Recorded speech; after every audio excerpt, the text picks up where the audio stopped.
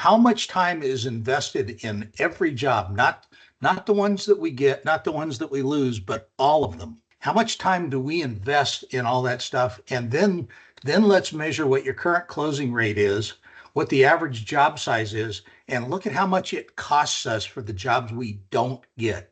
And how much time are we spending throughout the company? One of the things that became really, really clear is as we started doing this, the closing rates that some of our clients have, some of them have 20 or 30% closing rates, and some of them have 90% closing rates. And how do we get the 20%ers or the 30%ers to the closer to the 90?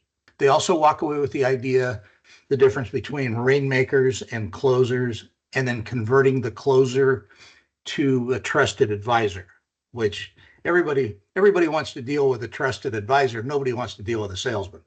What everybody thinks they're getting when they sign up for this class are closing techniques. There's got to be a magic answer. How do we close a job? So we actually go through 3 different closing techniques that we have, and then following that, we'll do the whole exercise of how do we overcome objections? What happens when they say no? And we give them some skills to work with there. In fact, we do a little bit of role playing there, and see if we can actually develop a system for them to overcome those objections, because everybody's scared of rejection, right? This is set for a technician, and there's a reason why it's only 5 week long and only an hour each week. Is technicians typically you lose them if you go longer than that. I just want to get them to walk away with a different opinion of who they are and what they do. I'm coming from a place of having done this whole thing.